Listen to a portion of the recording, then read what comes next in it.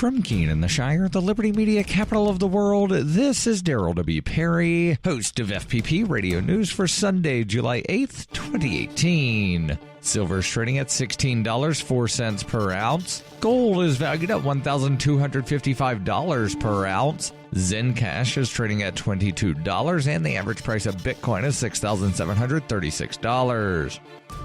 Antiwar.com reports Secretary of State Mike Pompeo's recent visit to North Korea came with high hopes. The previous two Pompeo visits and other high-profile meetings were all runaway successes, and the expectation was that this would further cement agreements already made. Instead, North Korea came out of the talk saying the whole two-day visit was regrettable and that they find America's attitude toward the diplomatic process extremely troubling. They said the U.S. was not following the spirit of the Kim-Trump summit and was just making demands throughout Pompeo's visit. Interestingly, Pompeo's own statement appeared to try to spin the two-day visit as a success, saying a great deal of progress was made and that more needs to be done, but not offering anything to suggest the talks ended badly. The real evidence of how badly the visit went is that, unlike his two previous visits, Pompeo did not even get to meet Kim Jong-un this time, instead only having talks with aide Kim Yong-chol. There were suggestions Friday night that the Kim visit was pushed to Saturday, but ultimately it never happened. A North Korean foreign ministry statement called on both sides to take simultaneous actions to improve the environment surrounding the talks. How the U.S. will respond publicly remains to be seen, as so far the administration does not appear willing to even acknowledge that the talks went badly this time around.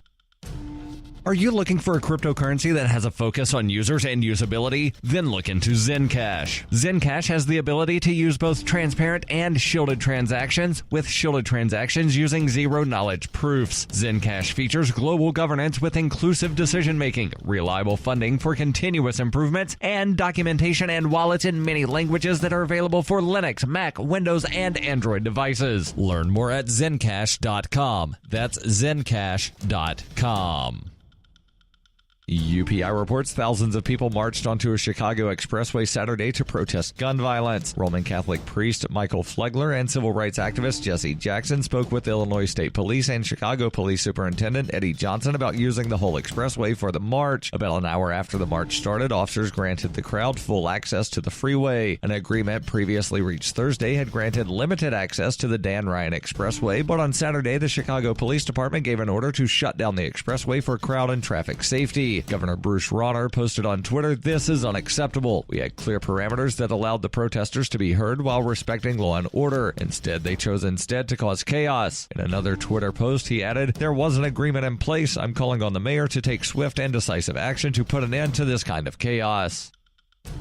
You can support FPP Radio by joining the Fans program. Fans are friends, allies, and numerous supporters. Fans help FPP afford to produce more original content. You can join the Fans program for as little as $1 per month through Patreon and get perks like ad-free versions of FPP Radio News and Peace, Love, Liberty Radio. To learn more or to join the Fans program, visit fans.fppradio.com.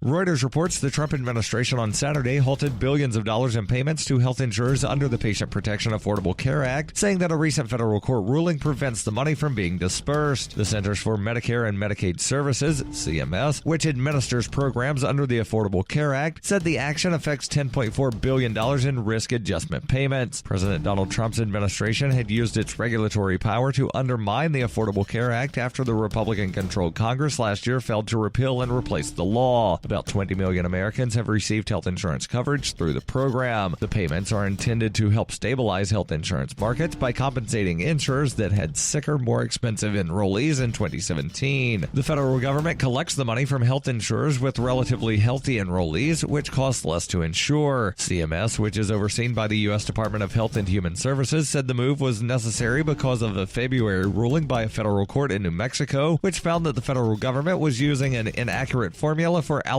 the payments. CMS Administrator Seema Verma said in a statement, "We were disappointed by the court's recent ruling. As a result of this litigation, billions of dollars in risk adjustment payments and collections are now on hold." A federal court in Massachusetts upheld the same allocation formula in January. The CMS statement said the agency had asked the New Mexico court to reconsider its decision and expressed hope for a prompt resolution of the issue.